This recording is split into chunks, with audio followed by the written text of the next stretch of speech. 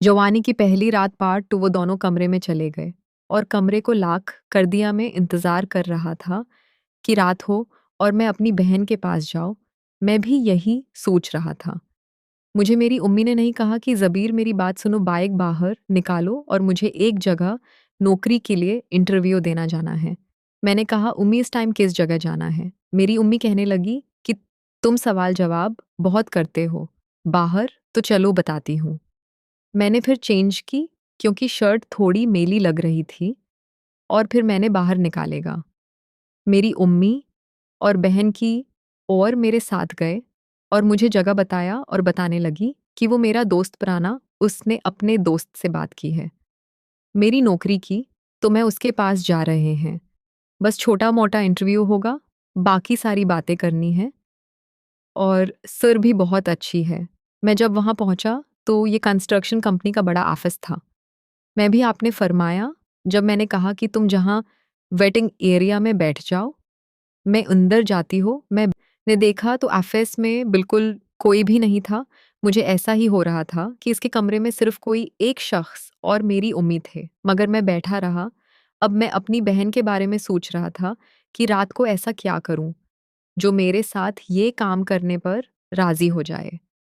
हयावर फिर मैंने सोचा कि वो तो वैसे भी मेरे साथ खेलती हैं, तो आज रात को मैं ऐसी शर्त लगा लेता हूँ जिसमें काम होने में आसानी हो जाए। अब मुझे यहाँ बैठे हुए आधे घंटे से ऊपर गुज़र गया था और उम्मी नहीं आए हैं। एक घर घंटा मैंने सोचा कि जाके गार्ड के साथ रहता हूँ। मैंने जाके घर से पूछा। मैंने कहा ऑफ़िस में कोई काम नहीं करता। किया कहते हैं लोग, लेकिन इस शख्स को जाता है। आज पता नहीं किया हुआ साहब को। अब शायद गार्ड ने मुझे उम्मी के साथ आते हुए देखा ही नहीं था।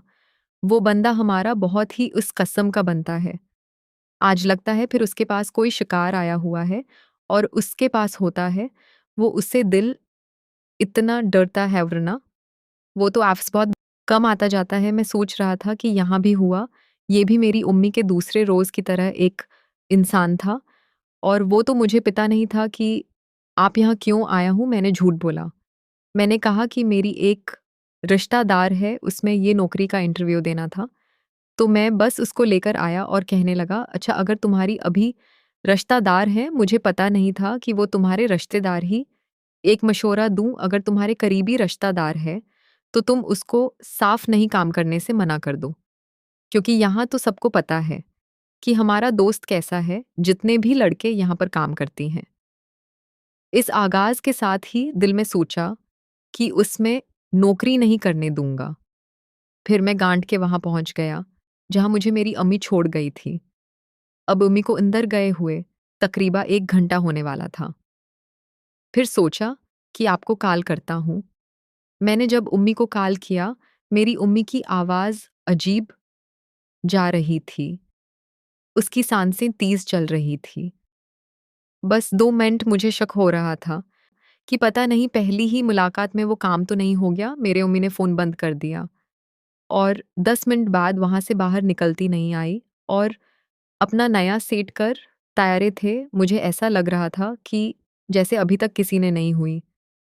आखिर आप किया हो और फिर मुबारक हो, ज़बीर मुझे नौकरी मिल चुकी है और तुम्हें पता है मेरे ख़्याल में कितनी है। कल उससे भी ऊपर होगी, लेकिन मेरे चेहरे में चुपचाप सिर नीचे झुका लिया। घर के सामने से गुज़रा और मैं पाकिस्तान से बाहर निकाले और फिर मोबाइल चला के रास्ते में आता था, तो मैंने उम्मी को बता दूँ गा आपने मुझे बताया था। अब अपनी उम्मी को डालें तो नहीं बोल सकता था कि आप अभी भी ये काम कर रही हो रहा था, कि शायद अभी भी मेरी उसको खशिक करके ना रही हो। फिर मुझे अम्मी कहने लगे कोई बात नहीं, ये सब ऐसे ही होते हैं और हमें क्या उसकी ज़ाती नहीं किया जाता है। हमें तो बस उनसे मत होना चाहिए तो काम करना। और फिर मैंने कहा, मैंने ऐसा काम किया करना है। ज़्यादा नहीं, बस छोटी नहीं, क्योंकि ये कंस्ट्रक्शन की बहुत बड़ी कंपनी है, जनूबी लोग बनाते हैं और मकू से डरते हैं संधिनाथ सोलो रहेगा। मैंने ये सुन रखा था। उस तरह के काम में औरतों को बहुत ज़्यादा कॉम्प्रोमाइज़ करने पड़ते हैं, जो काम ठीक नहीं है। आप ये ना कहीं आप घर बैठे हैं। मैं कोई अच्छी-सी नौकरी करता हूँ, मैं तुम्हारे साथ चलें, आपके हाथ में होगा, लेकिन ये नहीं चाहता कि मेरी उम्मी ये काम करें। शायद मेरी उम्मी का ये काम करना किसी मजबूरी की वजह से नहीं, बल्कि अपने शौक की वजह से करनी थी। वो रास्ते में ही उन्होंने कहा कि मुझे सब पता है, तुम दोनों बाप बेटा, तुम दोनों से बड़ी तरक्की देखी नहीं जाती। मुझे किसी की परवाह नहीं है, मैं नौकरी करोगी और खामोश रहे। फिर राजदा उठकर उसके घर घर पहुंचा, तो घर के मीन दरवाजे की चाबी मेरी अम्मी के पास थे। उसने दरवाज़ा खोला और मैं किचन में चले गए। शायद उसको कुछ काम था और मैं अपनी बहन से ज़ीना के कमरे का दरवाज़ा हल्का सा था। कमरे में देखा, इंदर का मंज़र देखकर ज़मीन निकल गई, क्योंकि मेरी बहना और उसकी दोस्ती एक दूसरे को सुकून पहुँचाने थे। दोनों ने मुझे देखा था, वो हड़बड़ा थे और अपने आप को दरस्त करने लगे। लेकिन मैं अपनी जगह पर खड़ा ना हूँ, वहाँ से एक अंश भी नहीं है।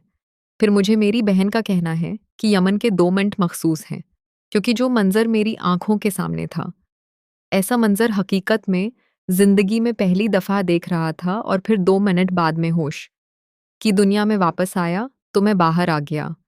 आयशा, जब तक वो शाम जा चुके थे, मैं वापस निकल ही रहा था।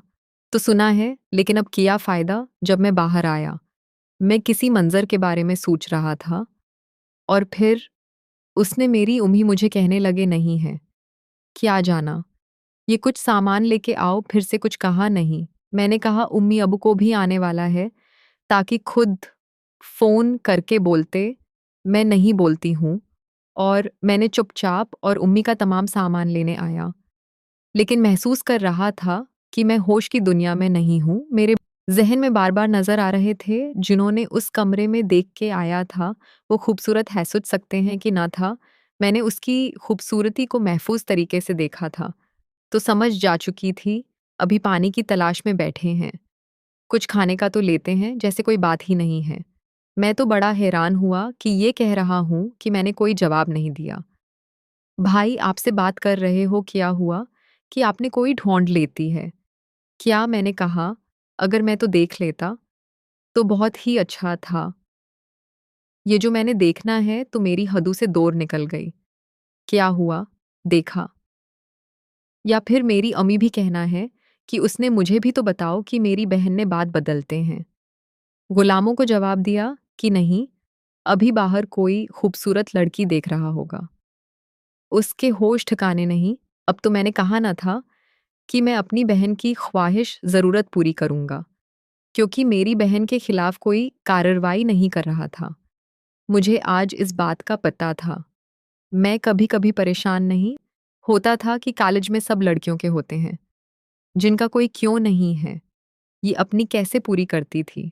मुझे आज पता चला कि ये तरीका कर रहा मेरा मेरा बोध घर आता है, तो हम बहन-भाइयों के लिए कुछ ना कुछ खाने का ज़रूर ले गया था, और मेरी बहन मेरे अब्बू के साथ कुछ खाना खाया होगा और फिर मेरे अब्बू ने देख लिया हुआ था।